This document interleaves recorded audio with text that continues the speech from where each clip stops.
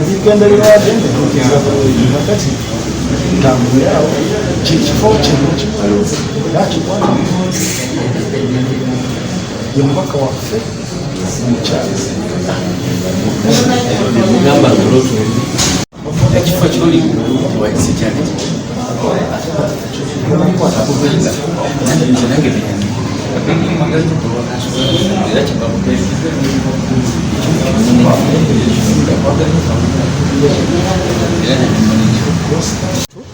ndi lawyer okuva Lukwagan Company Advocates. Leero tubadde tulina keesi eno emukono. Keesi eno ya babufuzi naye nga it's when we came to the court it was just to mention the file. Nothing much that was spoken in court. Chirenti tubadde tulina application ba Muwonge babadde balina application era nga application eyo eri mu kooti naye nga tetumanyi ebintu ebiri ku application eyo. Kati tulinze kooti etugambe ebintu ebiri ku application eyo naye nga Muwonge kubanga sobola ajja tusalinga application eyo era nga tujja kudda mu kooti lunaku kooti tetuwadde. Kati ensonga ziri mu kooti, ndowooza tulinde kooti, tujja kulinda kooti wena tugamba.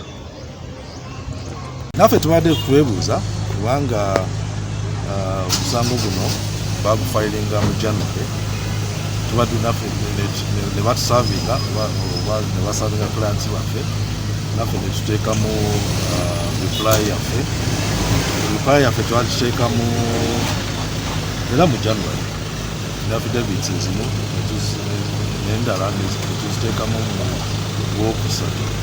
So naffe tubadde tulinda kooti okuvaayo netuwa samon era samon batusavinga samon y'omusango ku Lwokusatu zikewedde.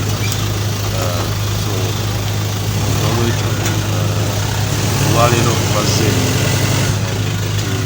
netunira mu maaso g'omulamuzi. Kakati twatusoze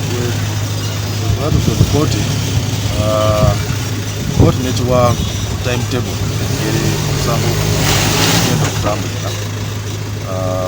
Bannaffe bakanso ba petition basabye ebbanga okuteekamu affidavits zebayita affidavits in joinder nga baddamu affidavits zetwateekamu nga tu answering a petition. Babulire kooti mbagala kuteekamu affidavits asatu. Naffe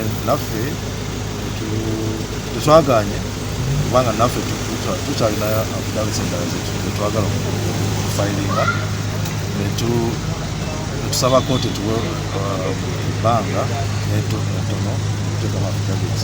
So Monday ejja olugbe lwaffe tujja kuba nga tutaddemu affidavits.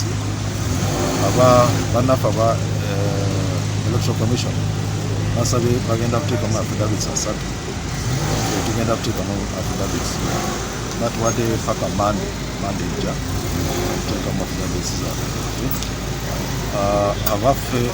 Bannaffe oludda lwa petitioner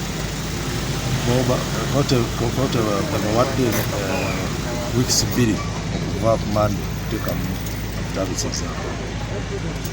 Ekirala kyetusabye kooti twateekamu application omusango guno